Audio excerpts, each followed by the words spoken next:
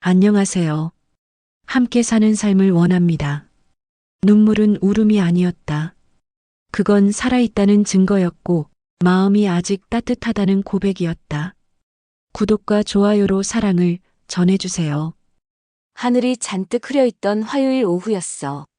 일을 마치고 퇴근하려고 아파트 엘리베이터에 탔을 때 낯선 남자와 마주쳤어. 그는 내 또래처럼 보였고 말끔한 셔츠에 고요한 눈빛을 가진 사람이었지. 엘리베이터는 1층에서 15층을 향해 천천히 올라갔고 우리는 아무 말 없이 그 속에 갇혀 있었어. 그의 손에 들려있던 검정 서류 가방과 내 가방에서 삐져나온 영수증 한 장이 묘하게 어울리지 않는 풍경을 만들고 있었지. 조용했어. 어색함보다도 이상하게 익숙한 기분이 들었고 나는 그냥 고개를 숙이고 있었는데 그 남자의 목소리가 갑자기 들렸어. 혹시 503호에 사세요? 순간 심장이 멈출 뻔했어. 왜냐하면 그 목소리가 너무 낯익었거든. 정확히 말하면 기억 속 어딘가에 봉인돼 있던 목소리였어. 네. 근데 왜요? 그가 천천히 웃었어. 그리고 말했지. 예전에 이 동네 살았었어요. 지금은 701호 임시로 쓰고 있어요. 근데 503호. 예전에 저희 외할머니 댁이었거든요. 그 말을 듣고 나는 순간 숨을 들이마셨다가 내쉬질 못했어. 왜냐하면 그건 나도 어릴 적에 들었던 이야기였으니까. 외할머니의 오래된 아파트, 유년 시절의 여름 방학, 그리고 그 동네에 살았던 아이. 그러니까 그는 어쩌면 그 사람일지도 모른다는 예감이 들었어. 나는 무심한 척 가볍게 웃으며 대답했어. 그럼 옛날에 여기 살았던 적이 있으시겠네요? 그가 고개를 끄덕였어. 한참 전에요. 초등학교 땐가 여름마다 왔었죠. 그러고는 자기 생각엔 이 건물 냄새가 안 변했다고 했어. 곰팡이 섞인 페인트 냄새, 엘리베이터의 딱딱한 금속 소리, 그리고 오래된 벽돌이 주는 묘한 온기. 나는 웃었지만 마음속으로는 이미 가슴이 뛰기 시작했어. 내가 어릴 때 매년 여름마다 외할머니 댁에 놀러 오던 남자아이가 있었거든. 그 아이는 늘 빨간 머리띠를 한 내가 웃는 걸 좋아했대. 그래서 나는 늘 웃으려고 애썼어. 그리고 어느 해 여름 그 아이가 말했다. 내가 나중에 어른이 되면 꼭 너를 찾으러 올 거야. 그 약속을 나는 잊은 줄 알았어. 아니, 사실은 잊은 척하며 살았던 거지. 그는 내게 고개를 살짝 숙이며 말했다. 그때도 503호에는 예쁜 여자아이가 살았는데 혹시 그 아이가. 나는 그 말을 듣기 전에 엘리베이터에서 먼저 내렸어. 그리고는 뒤돌아보지도 않았지. 왜냐면 그 이름을 들어버리면 정말 그 아이가 맞다고 해버리면 나는 지금의 이 고요한 삶을 놓아버릴지도 모르니까. 나는 현관문을 열고 집 안으로 들어왔어. 문을 잠그고 커피포트를 올리고 가방을 내려놓은 후 거실로 와서 창밖을 바라봤어. 하지만 창밖에는 비가 내리고 있었고 내 마음은 30년 전 여름으로 거슬러 올라가고 있었어. 밤이 되자 빗소리는 더 커졌어. 나는 거실 불도 켜지 않고 어둑한 방 안에 그대로 앉아 있었지. 창밖에 물기 맺힌 유리창 너머로 번지는 불빛들이 마치 내 기억 속 어딘가와 겹쳐지는 것 같았거든. 그 사람, 그 목소리, 그 말투, 그리고 무엇보다 내가 잊었다고 믿었던 감정들. 그가 정말 그 아이일까? 어릴 적 여름방학이면 늘 나랑 놀던 그 아이. 자기 방에서 갖고 온 초콜릿을 조심스레 반 잘라 내 입에 넣어주던 그 아이. 한 번도 먼저 이름을 부르지 못하고 그냥 나를 너라고 불렀던 그 아이. 그 아이가 자라서 서류 가방을 든 중년 남자가 되어 비 오는 서울 한복판의 낯선 엘리베이터 안에서 나를 알아본 걸까? 정말? 나는 거실 한켠에 작은 상자를 꺼냈어. 그 안에는 오래전 외할머니가 돌아가신 뒤에도 버리지 못한 편지들과 사진, 그리고 그 아이가 떠나던 마지막 날 나에게 건네준 그림 엽서 한 장이 있었어. 기다려줘. 나중에 꼭 다시 찾을게. 익숙한 그 글씨. 그림 엽서의 배경은 우리가 함께 자주 갔던 동네 놀이터였고 그 뒤에는 한동안 보지 못한 하지만 잊히지도 않은 이름이 적혀 있었어. 박태주. 나는 그 이름을 속으로 여러 번 되뇌었어. 태주. 박태주. 그리고 그 이름이 오늘 나와 엘리베이터에 함께 탔던 그 남자의 이름일지도 모른다는 가능성이 내 온몸을 흔들기 시작했지. 다음 날 일부러 퇴근 시간을 조금 늦췄어. 그 남자가 나타날까봐. 아니, 솔직히 말하자면 그를 다시 마주치지 않기를 바라면서도 어딘가엔 그가 기다리고 있을지도 모른다는 기대를 품고 있었지. 그렇게 아파트 입구 앞 벤치에 한참 앉아 있다가 701호 현관 앞까지 걸어갔어. 문 앞에는 택배 상자 2개와 그의 이름이 적힌 전기요금 고지서가 놓여 있었어. 그 순간 나는 마음속으로 어떤 벽 하나가 내려앉는 소리를 들었어. 태주, 그가 맞는 거야. 정말 그가 돌아온 거야.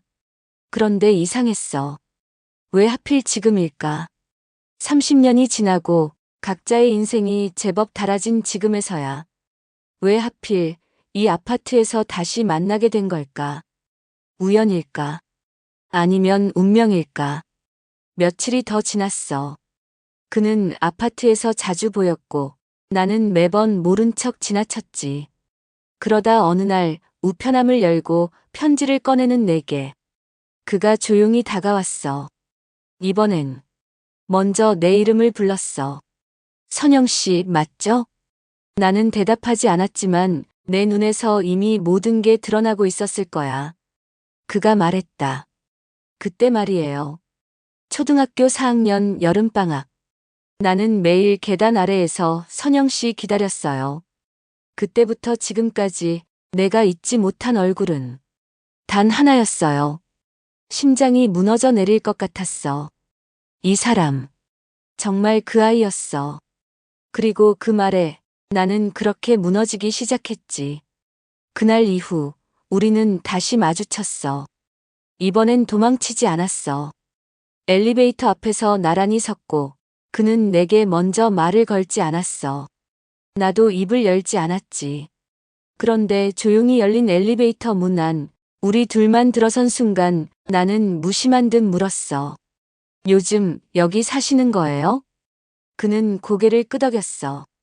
당분간만요. 회사 일로 서울 잠깐 올라와 있는 중이에요.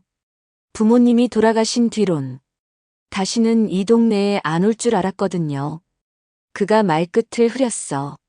나는 조심스레 눈길을 돌렸어. 그래도 다시 오셨네요. 그는 씁쓸한 웃음을 지었지. 그러게요. 이상하게 그때 그 시절로 돌아가고 싶더라고요. 요즘 그런 생각 자주 들어요. 되돌릴 수 있다면 그 여름으로. 그 여름. 그 말에 나는 입술을 깨물었어. 그때 나랑 눈 마주치며 웃던 그 아이. 그 웃음 하나 때문에 며칠을 두근거렸던 그 여름. 그리고 마지막 날 아무 말 없이 떠났던 아이. 왜 연락 한 번 없었어요? 나는 그 말이 목구멍까지 올라왔다가 그냥 속으로 삼켰어. 그러다 그는 말했다. 그때 편지 썼었어요. 보냈는데 돌아왔어요. 주소지가 없다고, 반송됐다고. 그 말에 나는 몸을 굳혔어. 사실 우리 가족이 이사 간 건 갑작스러웠거든. 엄마가 아팠고 아빠는 퇴직 후 불안정했고 전화도 주소도 모두 끊겨버렸지. 그렇게 나는 그를 잃었고 그는 나를 놓쳤던 거였어. 그가 조심스레 말을 이어갔어. 그날 이후 나는 누구에게도 그렇게 마음을 줘본 적이 없어요. 괜히 비교하게 되더라고요. 누굴 만나도 늘 그 아이랑 비교했어요. 나는 웃었어. 가볍게, 그러면서도 속으론 울고 있었어. 이 나이에도 이렇게 두근거릴 수 있는 거구나. 이 나이에도 이렇게 돌아가고 싶을 수 있구나. 하지만 우리 둘 다 알고 있었지. 이게 단순한 추억놀이는 아니라는 걸. 누구의 기억 속에서 꺼낸 향수가 아니라는 걸. 그는 갑자기 말했다. 혹시 시간 괜찮으면 밥 한 끼 같이 할래요? 나는 고개를 끄덕였고 우리는 조용히 아파트 앞 골목길을 걸었어. 비는 그쳤고 공기엔 여름 저녁 특유의 눅진한 냄새가 퍼져 있었지. 작은 국밥집에 앉아 우린 뜨거운 국물에 혀를 데이면서도 이상하게 웃음이 나왔어. 정말 이게 30년 만의 재회라는 게 믿기지 않을 만큼 우린 자연스러웠지. 그가 말했다. 그때도 너는 맨날 웃고 있었어. 빨간 머리띠하고. 내가 그 머리띠 엄청 좋아했거든요. 나는 국물 속 수저를 휘젓다가 조심스레 고개를 들었어. 그거. 당신이 마지막 날 내 손에 쥐어준 머리핀 지금도 있어요. 그의 눈이 커졌어. 정말요? 나는 고개를 끄덕였지. 그러고는 말했다. 근데 나 결혼했었어요. 지금은 아니고. 이혼한 지 7년 됐고요. 아이도 없어요. 그냥 그렇게 살아왔어요. 그는 조용히 내 말을 들었고 입가에 희미한 미소를 지었어. 나도요. 결혼은 했었는데 지금은 혼자예요. 이제는 그냥 그리움이라는 걸 견디는 게 더 익숙해졌죠. 그날 밤 우리는 각자 집으로 돌아갔지만 뭔가 어딘가에서 닫혀있던 서랍 하나가 조용히 열린 느낌이었어. 나는 침대에 누워 한참을 생각했지. 이 사람, 이제 다시 내 삶에 들어와도 될까? 아니면 그저 기억 속에 머물게 해야 할까? 그런데도 가슴 한쪽은 자꾸 문을 열어보라고 말하고 있었어. 태주와 나는 그날 이후로 몇 번 더 마주쳤다. 처음엔 우연이었고, 다음은 조금 더 의도적인 만남이었다. 아파트 근처의 카페, 시장 입구 작은 떡집 앞, 그리고 공원 산책로. 이상하게도 우리가 그렇게 따로 살아온 시간이 무색할 만큼 서로에게 익숙해졌다. 서울의 여름은 여전히 축축하고 숨이 막히지만 이상하게도 그의 옆에 있을 때는 그 답답함이 덜했다. 우리는 아무 일도 없었던 것처럼, 마치 방학이 끝나지 않은 것처럼 가볍게 농담하고 옛 이야기를 꺼냈다. 어느 날 그는 갑자기 물었다. 선영 씨는 후회한 적 없어요? 무슨 말인지 묻기도 전에 그는 천천히 말끝을 이었다. 그때 나랑 연락 끊기고 혹시라도 그 시절로 돌아가고 싶다고 생각해 본 적 있었냐고요. 나는 한참을 망설이다 조용히 고개를 끄덕였다. 후회 안 한 적 없었다. 누군가가 내게 손을 내밀었는데 나는 그 손을 놓친 기분. 한참 뒤에야 그 손이 얼마나 따뜻했는지를 알게 된 기분이었다. 그는 국밥을 한 숟갈 떠먹으며 웃었다. 나도요. 지금도 가끔 여름만 되면 그때 생각나요. 그리고 그 빨간 머리띠. 나는 그 말에 웃으며 물었다. 그 머리띠에 도대체 뭐가 그렇게 좋았어요? 그는 머리를 극적이며 대답했다. 그걸 하면 더 많이 웃었어요. 선영 씨가. 나는 그 말을 듣고 한참을 입을 다물었다. 그 어린 시절, 내가 웃었던 건 그 아이가 나를 바라보고 있었기 때문이었다. 며칠 후, 그는 내게 제안을 했다. 이번 주말에 같이 나들이 갈래요? 옛날 우리가 갔던 그 공원 아직 있더라고요. 버스 노선도 그대로고.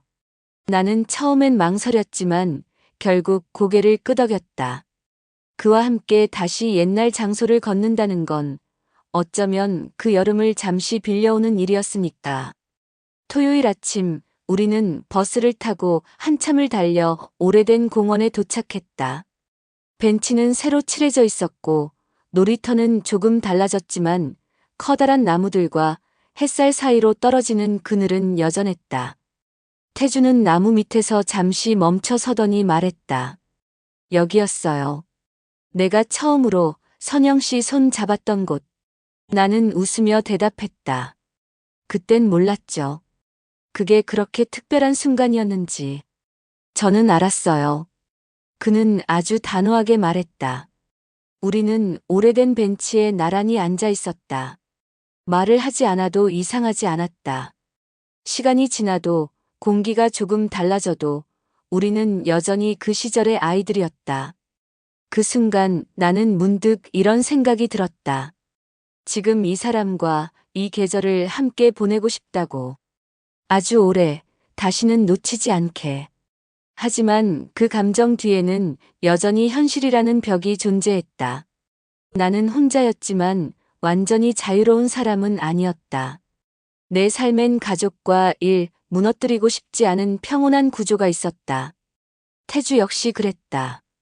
그는 말하지 않았지만 아마도 책임지고 있는 무언가가 있었을 것이다. 우리는 너무 오랜 시간 동안 서로의 부재에 익숙해져 있었고, 이제 와서 모든 걸 바꿀 수는 없다는 걸 알고 있었다. 그날 밤 돌아오는 버스 안에서 그는 말했다. 선영 씨, 우리가 만났던 건 우연 아니에요. 나는 사실 알고 있었어요. 당신 이 동네 산다는 거. 나는 놀라서 그를 바라봤다. 그는 미안한 듯 미소 지으며 말했다. 몇 년 전에 우연히 아파트 등기부 보다가 당신 이름 봤어요. 처음엔 믿기지 않았는데 직접 확인하고 싶었어요. 그래서 이번 출장 핑계 대고 일부러 이 근처에 머무는 거였어요. 나는 한동안 아무 말도 할 수 없었다. 내 가슴 어딘가가 조용히 무너지고 있었다. 그는 다시 덧붙였다. 너무 늦은 건 알아요. 근데 다시 시작할 수 있을까요? 창밖으로 밤이 스쳐갔다. 서울의 도로는 여전히 복잡했고 우리의 마음은 조용히 흔들리고 있었다. 나를 향해 내밀어진 손이 너무 늦게 돌아온 것일지도 모른다는 생각. 하지만 동시에 그 손을 다시 잡지 않는다면 평생 후회할 것 같다는 예감. 나는 조심스럽게 그의 손등 위에 손을 올렸다. 그때도 내 대답은 이랬을 거예요. 아주 작은 목소리로 그렇게 말했다. 그리고 그날 처음으로 우리는 진짜 어른이 되어 서로를 마주한 느낌이었다. 그날 이후 우리는 더 자주 만났다. 평일 저녁이면 카페에서 마주 앉아 도란도란 이야기를 나눴고 주말이면 가까운 곳으로 산책을 나가거나 오래된 영화관에서 조용히 영화를 봤다. 그의 말투, 습관, 웃을 때 미세하게 올라가는 왼쪽 입꼬리, 나는 그 모든 걸 새로이 알아가고 있었다. 아니, 어쩌면 다시 익숙해지고 있었는지도 모른다. 우리는 사랑이라고 말하지 않았지만 그보다 더 다정하게 서로를 마주하고 있었다. 하지만 평온한 감정 속에도 어디선가 불안이 피어오르고 있었다. 마치 여름 끝자락, 바람이 달라지기 시작할 때처럼. 이유 없이 서늘해지고 이유 없이 멀어지는 순간들이 있었다. 나는 그 감정을 무시하고 싶었지만 점점 잦아지는 그의 부재가 마음을 어지럽히기 시작했다. 평소와 다르게 약속을 취소하거나 전화를 받지 않는 일이 늘어갔다. 그리고 어느 날 정말 우연히 나는 그가 다른 여자와 함께 있는 모습을 보게 되었다. 주말 오후 백화점 앞. 나는 동료와 약속이 있어 근처를 지나고 있었는데 저 멀리 태주의 뒷모습이 보였다.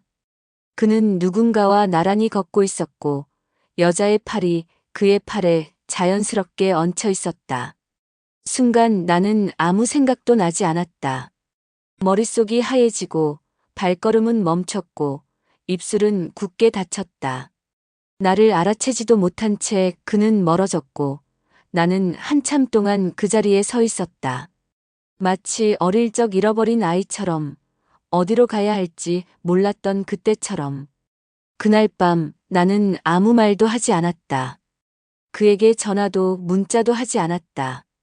대신 혼자서 맥주를 마시고 그가 준 추억을 하나하나 되짚었다. 혹시 내가 착각한 걸까? 혹시 나만 혼자 옛날 감정에 머물러 있었던 걸까? 아니면 이미 그에게는 또 다른 삶이 있었던 걸까? 그리고 며칠 후 그는 조심스럽게 내게 연락을 해왔다. 목소리는 평소와 같았지만 나는 그 속에서 작은 떨림을 느꼈다. 선영 씨, 혹시 오늘 시간 돼요? 나는 잠시 망설이다가 대답했다. 네. 오늘은 얘기 좀 해야겠어요. 우리는 아파트 근처 조용한 카페에서 마주 앉았다. 그는 한참을 말없이 앉아 있다가 커피잔을 들고 천천히 입을 열었다. 그날 봤죠? 나랑 있던 여자. 나는 고개를 끄덕였다. 그 순간 내 안에 있던 조용한 분노와 슬픔이 다시 피어올랐다. 그는 말을 이었다. 그 사람은 내 아내였어요. 법적으로는 아직. 내 눈이 크게 흔들렸다. 예상했던 것보다 더 무거운 진실이었다. 그는 조심스럽게 말을 이어갔다. 3년 전에 별거 시작했고 지금은 이혼 진행 중이에요. 사실 아예 끝난 사이라 생각했는데 이번에 일이 좀 꼬였어요. 합의가 잘 안 되고 있어서. 나는 조용히 그의 말을 들었다. 사실 그는 거짓말을 하지 않았다. 숨겼을 뿐이었다. 그리고 그 침묵이 나에겐 더 아프게 느껴졌다. 왜 말 안 했어요? 나도 모르게 그렇게 말이 나왔다. 그는 손에 쥔 머그잔을 내려놓으며 말했다. 선영 씨, 난 우리가 너무 늦게 만났다고 생각했어요. 근데도 당신을 놓치고 싶지 않았어요. 그 말은 어딘가 애틋했고 또 이기적이었다. 그날 이후 우리는 잠시 거리를 두기로 했다. 나는 혼자 있는 시간이 필요했다.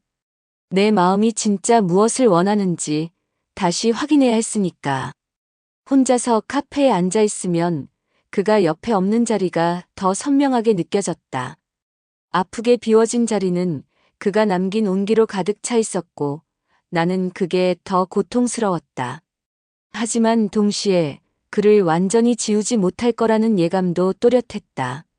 사람의 감정이라는 게 그렇게 간단하지 않다는 걸 나도 이제는 안다. 미워하면서도 그리울 수 있고 실망하면서도 붙잡고 싶을 수 있다는 걸. 어느 날 저녁 아파트 엘리베이터 앞에서 우리는 다시 마주쳤다. 우연이었을까 아니면 운명이 또 장난을 친 걸까? 그는 먼저 말을 걸지 않았다. 나도 가만히 서 있었다. 엘리베이터 문이 열리고 우리는 나란히 탔다. 조용한 침묵 속 그가 먼저 말했다. 나는 지금도 당신이 내 첫사랑이에요. 그 말 한마디에 나는 다시 흔들렸다. 아마 그날 이후 나도 또 다른 선택을 해야 했을 것이다. 며칠 동안 태주는 연락하지 않았다. 나도 먼저 손을 내밀지 않았다. 그 시간 동안 나는 오히려 일상에 충실하려 애썼다. 출근하고 일하고 퇴근 후 혼자 저녁을 먹고 늦은 밤이면 익숙한 라디오 채널을 틀어놓았다. 어느 것 하나 달라진 게 없었지만 모든 것이 낯설게 느껴졌다. 텅 빈 집, 조용한 식탁 라디오에서 흘러나오는 DJ의 담담한 목소리까지도 그 안에 그가 없다는 사실이 모든 걸 낯설게 만들었다. 사람은 누구나 누군가를 받아들이기 전엔 혼자가 익숙하다고 생각한다. 나도 그랬다. 그런데 어느 순간부터 혼자였던 삶이 비어있다고 느껴지기 시작했다. 그리고 그 빈자리를 채워주던 사람이 어느 날 사라졌을 때 그 공백은 더 이상 혼자가 아니라 결핍이 되었다. 나는 그 사실을 인정하기까지 며칠이 걸렸고 결국 스스로를 밀어내듯 그를 찾아갔다. 701호 앞. 나는 벨을 누르기 전 한참을 그 자리에 서 있었다. 벨을 누르지 않아도 문이 열릴까봐 내가 아직 용서할 준비도 돌아갈 준비도 안 된 채 문 너머의 현실과 마주하게 될까봐 두려웠다. 하지만 동시에 지금 벨을 누르지 않으면 영영 그를 놓쳐버릴 수도 있다는 생각이 가슴을 조였다. 벨을 누르자 곧 문이 열렸다. 태주는 내가 예상했던 것보다 더 초췌한 얼굴로 서 있었다. 눈밑이 조금 꺼져 있었고 수염은 덜 깎여 있었으며 셔츠는 주름이 깊게 패여 있었다. 그 모습에서 나는 그가 나만큼이나 혼자였고 나만큼이나 힘들었다는 걸 느낄 수 있었다. 들어올래요? 그는 조용히 물었고 나는 고개를 끄덕이며 집 안으로 들어섰다. 방 안은 의외로 정갈했지만 어딘가 살지 않는 사람의 냄새가 났다.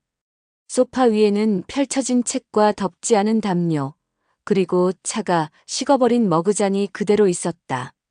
우리는 잠시 마주 앉아 아무 말 없이 시간을 보냈다. 그는 먼저 입을 열지 않았다. 대신 내가 말했다. 태주 씨, 나한테 거짓말한 건 아닌 거 알아요. 근데 그 침묵이 더 아팠어요.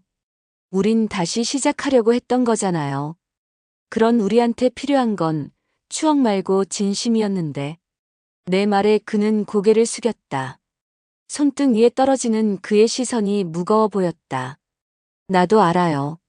내가 너무 조급했어요.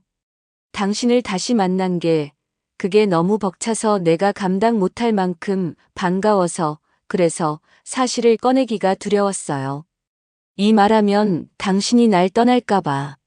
그의 말은 흔들리는 음성이었고 나는 그 속에서 진심을 느낄 수 있었다. 그는 다시 고개를 들며 말했다. 나 진심이에요. 당신이 나를 밀어내도 괜찮아요. 하지만 한 번만, 딱 한 번만 진짜로 우리라는 걸 믿어보고 싶었어요. 그 순간 나는 내 안에서 무너지고 있던 벽을 느꼈다. 오랜 시간 혼자라는 외로움에 적응했던 마음이 지금 이 사람 하나 때문에 흔들리고 있었다. 나는 조용히 자리에서 일어나 그의 앞에 섰다. 그리고 그의 눈을 바라보며 말했다. 우리가 다시 시작할 수 있다면 지금 말고는 없을 것 같아요. 나도 더는 돌아갈 자신 없어요. 그러니까 태주 씨 우리 한 번만 용기 내볼래요? 그 말에 그의 눈이 붉어졌고 나는 그 눈빛이 대답이라는 걸 알았다. 우리는 말없이 서로를 안았다. 오랜 세월을 돌아 다시 마주한 그 순간 비로소 진짜 첫사랑이 시작된 느낌이었다. 하지만 인생이 언제나 따뜻한 감정만으로 이어지진 않는다는 걸 우리는 잘 안다. 그날 이후 우리는 다시 함께 걷기 시작했지만 각자의 현실은 여전히 해결되지 않은 채 곁에 남아 있었다.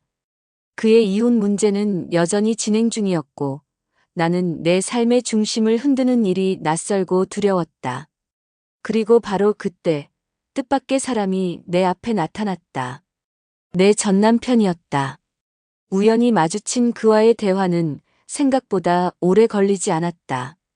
그는 무심한 듯 말했다. 요즘 얼굴 좋아 보이네. 혹시 누가 생긴 거야? 나는 대답하지 않았다. 하지만 그 침묵이 모든 것을 말해주고 있었다. 그는 웃으며 말했다. 그 사람 오래 못 가. 다들 그렇게 착각하지. 첫사랑이면 뭐든 특별할 거라고. 그리고는 덧붙였다. 너도 결국 알게 될 거야. 왜 우리가 안 됐는지. 왜 사람은 결국 익숙함을 택하는지. 그의 말은 뼈가 시릴 정도로 차가웠지만 어쩐지 마음 한구석을 파고들었다. 나는 진심으로 태주를 좋아했지만 과연 이 마음이 지금의 삶을 바꿀 만큼 깊고 단단한 감정일까? 아니면 어릴 적 잃어버린 무언가에 대한 향수일 뿐일까? 그리고 무엇보다 그가 진짜로 내 곁에 오래 머물 수 있는 사람일까? 그 질문은 쉽게 답해지지 않았다. 그날 밤 나는 처음으로 태주의 집이 아닌 내 집으로 돌아왔다. 익숙한 이불, 오래된 커튼, 낡은 조명 아래서 나는 다시 생각에 잠겼다. 우리가 다시 시작한 이 사랑은 정말 지금을 위한 걸까? 아니면 그때를 잊지 못한 감정의 연장일 뿐일까? 그날 이후로 며칠간 태주와 연락을 하지 않았다. 핸드폰을 들었다 놨다. 메시지 창을 열었다 닫았다. 그러다 결국 아무 말도 못 남긴 채 하루가 지났다.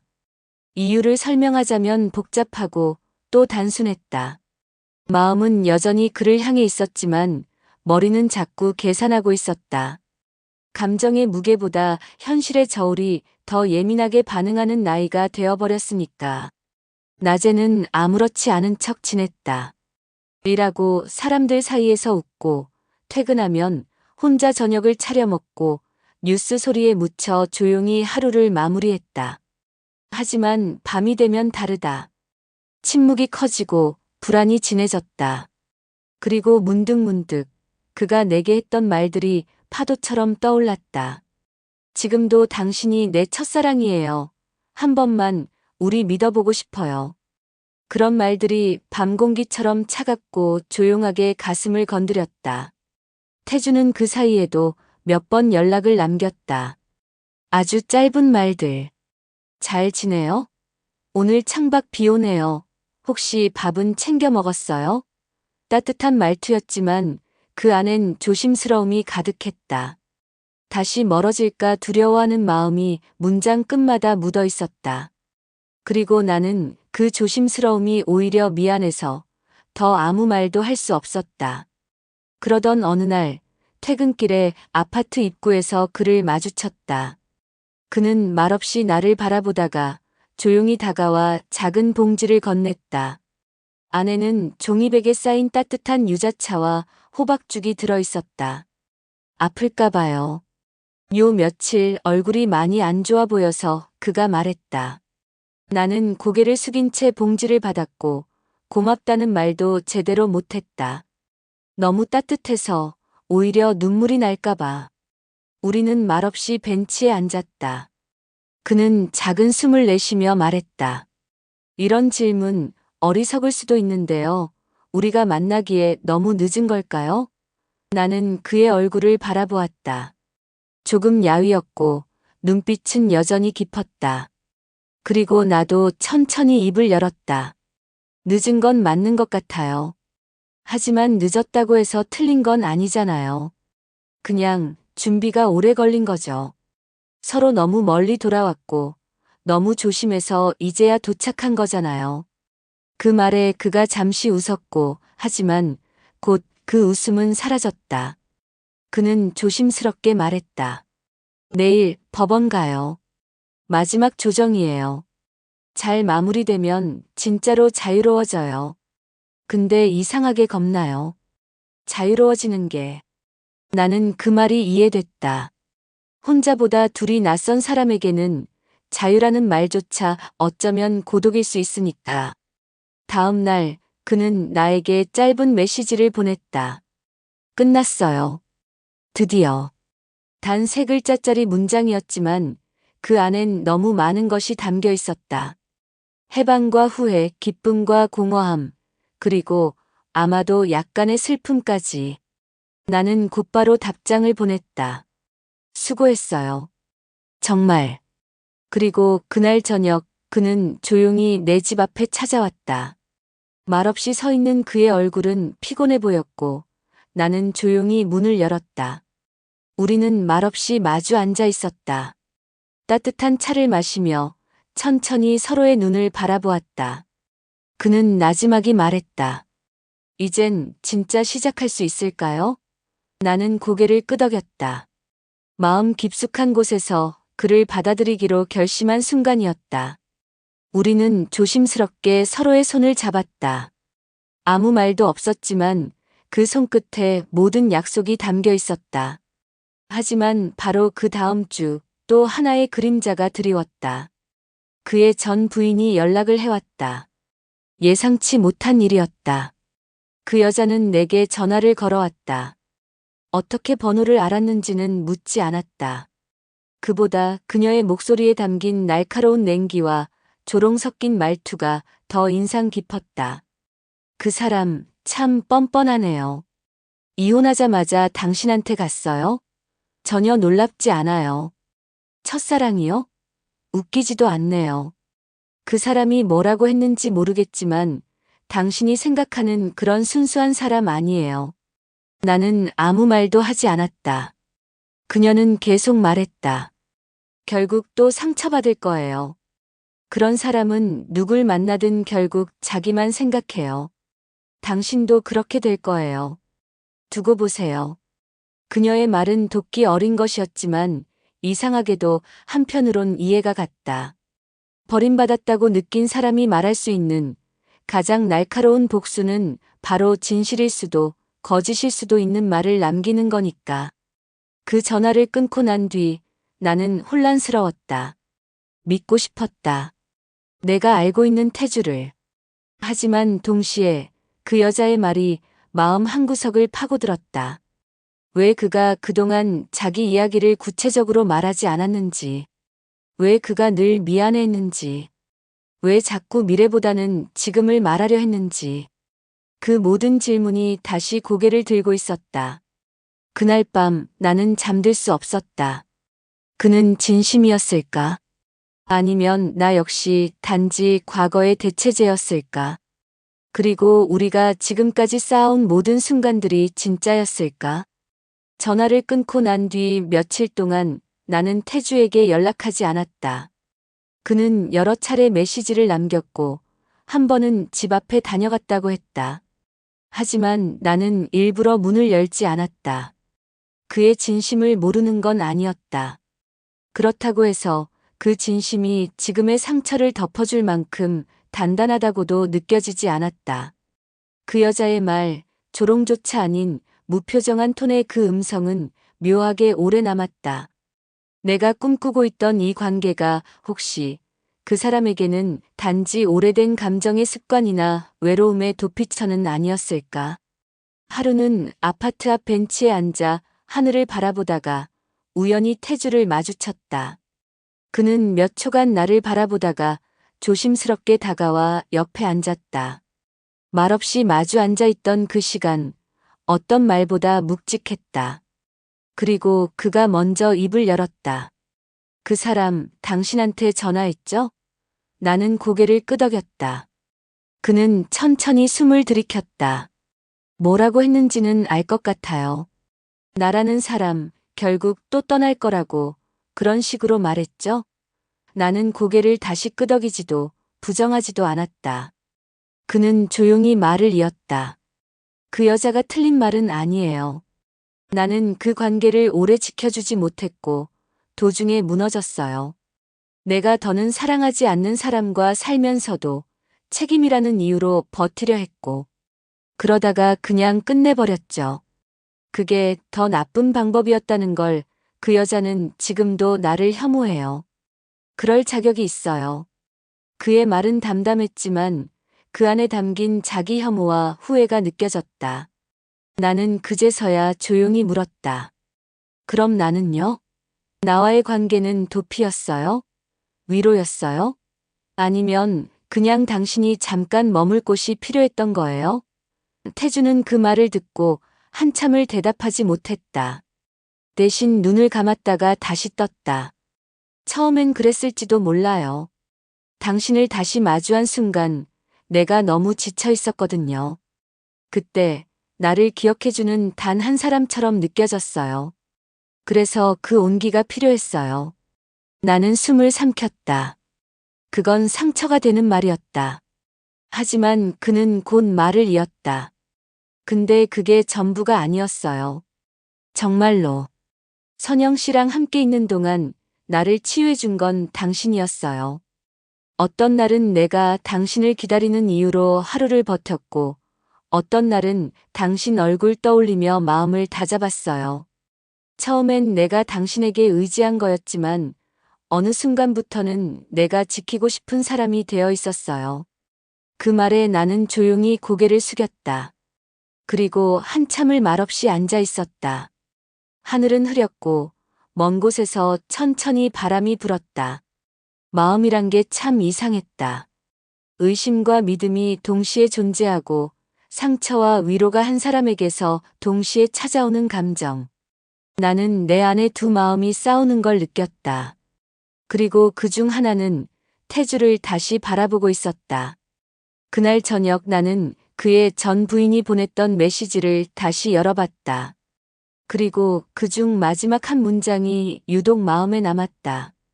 그 사람은 결국 제자리로 돌아가지 못할 거예요. 그게 그 사람의 벌이에요. 그 말이 사실인지 아닌지 나는 알 수 없었다. 하지만 나는 그 사람을 벌주는 위치에 있고 싶지 않았다. 그보단 그 사람이 더 이상 떠돌지 않도록 잡아주고 싶었다. 며칠 후 나는 그에게 전화를 걸었다. 짧고 간결하게 오늘 시간 돼요? 라고 물었고 그는 잠시 침묵 끝에 말했다. 돼요. 무조건. 우리는 근처의 낡은 카페에서 만났다. 마치 아무 일도 없었던 것처럼 앉았지만 서로의 눈에는 수많은 말이 오가고 있었다. 그는 웃으며 말했다. 이 자리 처음 우리가 다시 마주 앉았던 그날이랑 비슷하네요. 나 그날 선영 씨 얼굴 보면서 이 사람이 나의 마지막 일 수도 있겠다는 생각했었어요. 나는 조용히 웃으며 말했다. 나도요. 그날부터 이상하게 모든 게 느려졌거든요. 하루가 길고 기억이 또렷해지고 감정이 더 진해졌어요. 그는 내 손을 잡았다. 우리 이제 그때 이야기 말고 지금 이야기해요. 과거에 묶이지 말고 서로의 오늘을 나누자고요. 나는 고개를 끄덕였다. 그리고 그 순간 아주 오래 묵은 질문 하나가 풀렸다. 첫사랑이란 다시 만났을 때 완성되는 게 아니라 다시 이어갈 수 있을 때 진짜가 된다는 걸.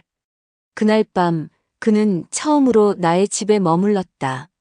조용히 창문을 닫고 불을 끄고 나란히 누운 침대 위에서 우리는 아무 말 없이 서로의 체온을 느꼈다.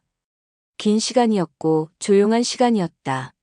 말로 다 채울 수 없는 감정이 있었고 말로 다 치유할 수 없는 상처도 있었다. 하지만 확실한 건 우리는 그 시간 속에서 서로를 선택하고 있었다는 거였다. 같은 침대 위에서 아침을 맞은 건 처음이었다. 눈을 뜨자 창밖의 햇살보다 먼저 태주의 규칙적인 숨소리가 들렸다. 그는 깊이 잠들어 있었고 나는 조용히 그를 바라봤다. 사람은 자고 있을 때가 가장 솔직하다고 했던가. 아무 표정도 방어도 없이 누워있는 그를 보며 문득 이런 생각이 들었다. 이 사람을 믿고 싶다.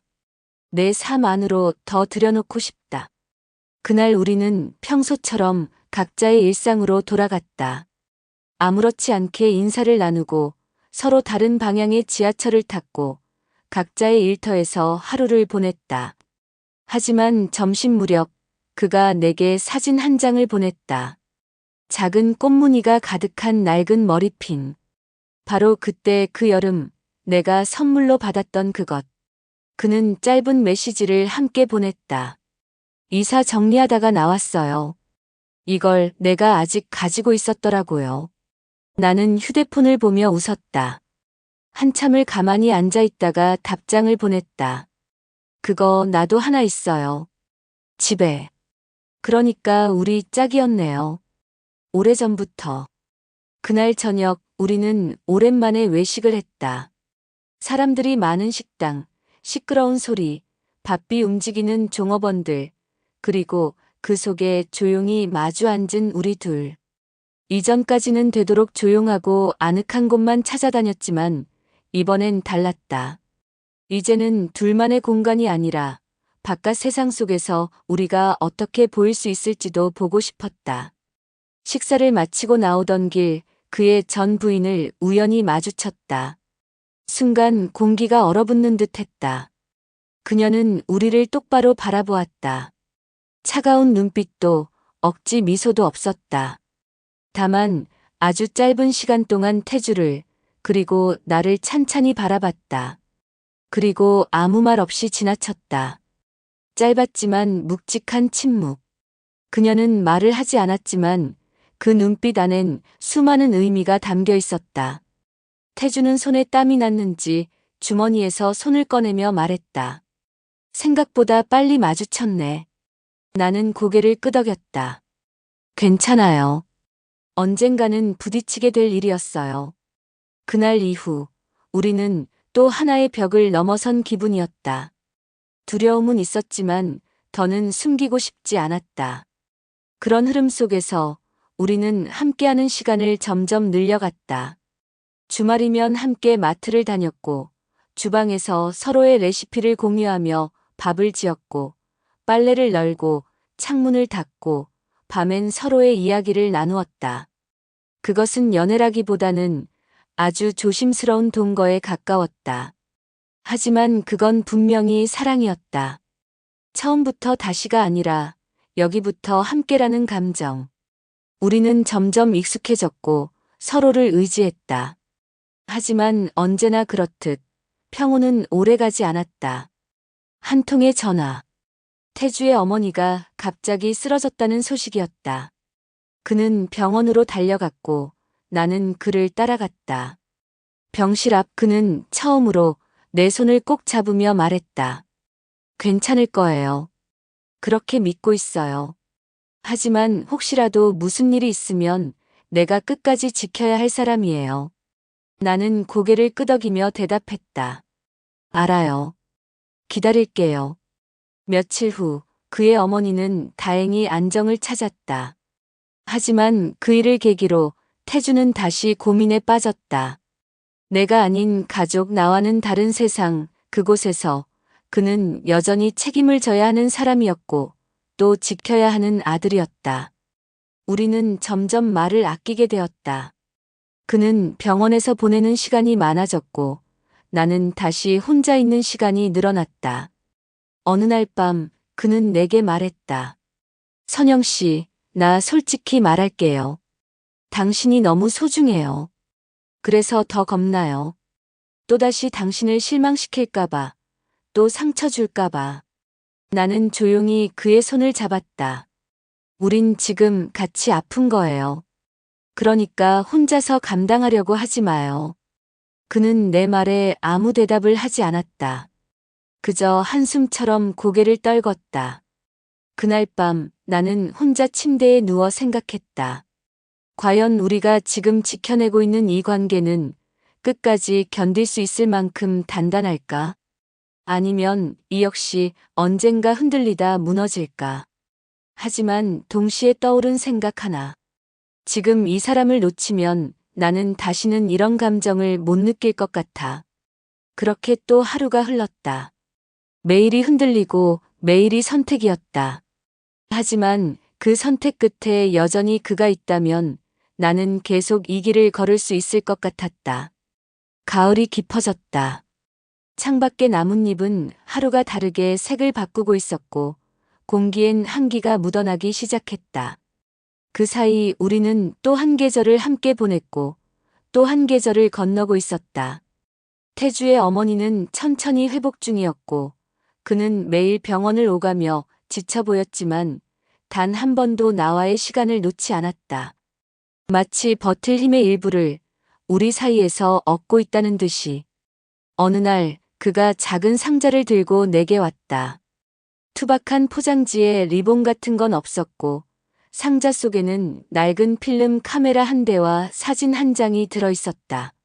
사진엔 오래된 공원의 벤치, 그리고 그 옆에 앉아 있는 두 아이가 담겨 있었다. 나는 그 장면을 보자마자 알 수 있었다. 그건 우리였다. 그때 그 여름. 아무도 몰래 필름을 들고 뛰어다니던 태주의 사촌 형이 찍어준 단 한 장의 사진. 말도 없이 앉아있던 어린 나와 옆에서 조심스럽게 내 쪽을 바라보던 아이. 그 옛날 우리가 아무 말도 하지 못했던 시절의 고백이 담긴 장면이었다. 그는 천천히 말했다. 이 사진 예전에 외삼촌한테 받았어요. 근데 그땐 그냥 추억이라고 생각했거든요. 근데 지금 보니까 그게 시작이었더라고요. 나한텐. 나는 아무 말도 할 수 없었다. 가슴이 조여왔고 뭔가 목 끝에서 울컥 올라왔다. 그는 이어서 말했다. 나는 이제야 알아요. 우리가 왜 다시 만났는지. 왜 하필 왜 지금. 이건 우연이 아니라 기다림의 끝이에요. 나는 나 혼자서 당신을 기다린 게 아니었다는 걸 이제야 알았어요. 그는 내 손을 잡았다. 천천히 하지만 단단하게. 선영 씨. 우리가 서로를 몰랐던 시간도 헤어져 있었던 세월도 다 괜찮아요. 다 견딜 수 있었던 이유가 지금 여기 있어요. 내가 너무 늦게 왔지만 그게 끝은 아니잖아요. 나는 고개를 들었다. 그의 눈은 흔들리지 않았고 나는 그 안에서 더 이상 외로워하지 않아도 될 내일을 보았다. 그날 밤 우리는 함께 오래된 공원을 다시 걸었다. 나무들은 잎을 다 털어내고 있었고 발밑엔 바스락거리는 낙엽들이 깔려 있었다. 예전에 함께 앉았던 그 벤치에 다시 앉아 우리는 조용히 숨을 고르며 과거와 지금 그리고 다가올 계절을 함께 바라보았다. 말없이 맞잡은 손끝이 따뜻했고 나는 그 온기를 기억하기로 했다. 그 후 우리는 아주 조용하게 그리고 꾸준하게 함께 살기 시작했다. 결혼식도 없었고 누구에게 대단히 알리지도 않았다. 그저 일상의 작은 동선을 나누고 같은 테이블에 앉아 밥을 먹고 서로의 이야기를 들어주며 매일을 함께 보냈다. 나는 그 모든 날들이 사랑이었다고 생각했다. 거창한 고백이나 반짝이는 이벤트보다 그렇게 매일 서로에게 시간을 내주는 일이 더 크고 단단한 약속처럼 느껴졌다. 몇 년이 흘렀고 우리는 여전히 서로를 닮아가고 있었다. 태주는 여전히 커피는 진하게, 나는 여전히 아침엔 묽은 죽을 좋아했다. 여전히 싸우기도 했고 가끔은 침묵 속에 하루를 보낼 때도 있었지만 어느 날 문득 그의 손을 잡고 이렇게 말했다. 우리 결국 같은 곳에 도착했네요. 그는 웃었다. 그렇죠. 결국 당신이 있던 그 자리로 돌아왔어요. 지금도 나는 가끔 오래된 사진을 꺼내본다. 어린 시절의 우리, 눈빛조차 서툴렀던 두 아이. 그리고 그 이후 오랜 시간을 돌아 다시 만난 지금의 우리. 그 시간들이 고스란히 겹쳐질 때마다 나는 이렇게 다짐한다. 이제는 놓지 않겠다고. 절대 다시 혼자 두지 않겠다고. 이 사랑이 너무 늦게 왔다 해도 우리에게는 아직 남은 시간이 많다고. 청취해 주셔서 감사합니다. 더욱 좋은 글로 찾아뵙겠습니다. 구독, 좋아요 꾹 부탁드립니다.